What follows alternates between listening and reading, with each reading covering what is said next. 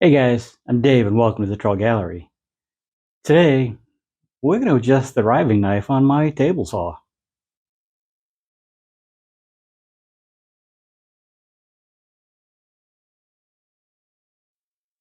I've got the Bosch 4100 job site table saw, and a while ago, the riving knife got a little out of whack.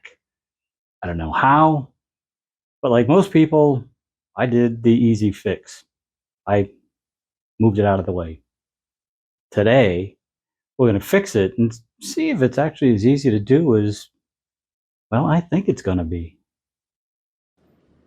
To start off, I raised my blade and made sure it was square to the table. Then I set my square against the riving knife, and if you look closely, you'll see it's off by a few degrees. The flashlight behind the square makes that gap easier to see. Looking down from above, that angle is more noticeable. With the riving knife out of plane with the blade, it can catch my stock as I feed it through. So yeah, for a while I've been working without this important safety feature. Don't be like me, adjust and use your safety equipment. After unplugging the saw and removing the throat plate, the adjustment mechanism is easy to see. I used a 10mm socket to loosen the locking bolt on the tilt screw, then used a straight blade screwdriver to adjust the angle of my knife. This got me close, but it still was not right.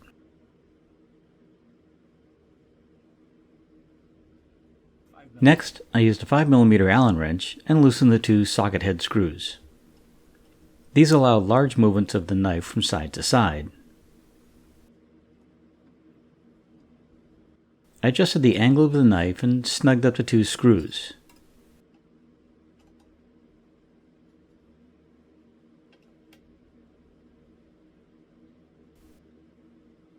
I used a steel rule to check the alignment of the riving knife with the blade. Then it's a matter of adjust, snug things up, check, and repeat. This is the fussy part of the work. Each time you tighten something, the mechanism can shift. Just take your time and you'll get there. One more thing, when you're using your rule, make sure that you're against the plate of the saw blade and not the tooth. The teeth protrude a bit past the blade, and that provides a bit of clearance at the riving knife. Once you've got the socket head screws snug and the knife lined up as close to your blade as you can check the alignment with the tilt screw. Again, this can pull things out of alignment, so keep checking to ensure your blade and knife end up in plane. This is one of those times where I'm glad the saw has an aluminum top. The feels like temperature today is right at 100 degrees Fahrenheit, and I'm dripping sweat all over the place. And yes, it's late September here in Florida. You know you've got the riving knife set just right when you can run your steel rule high and low across the blade on both sides, and the rule glides easily without catching on anything. From this angle, everything looks good, but let's run a test cut just to see.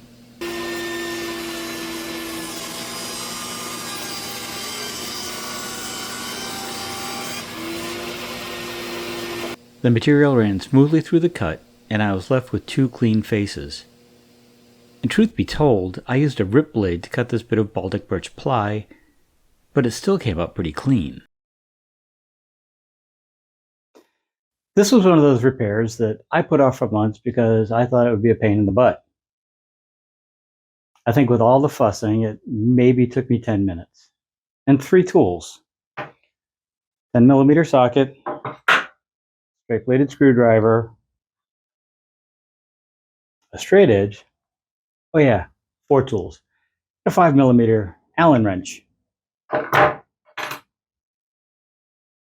This is one of those repairs that's simple, but not easy to do. Every time you crank down one of the fasteners, something moves, so you have to check and adjust until you get everything back in place and your riving knife is centered on your blade. Again, I maybe spent 10 minutes doing this. It's a little fussy, but Now I can work safely again.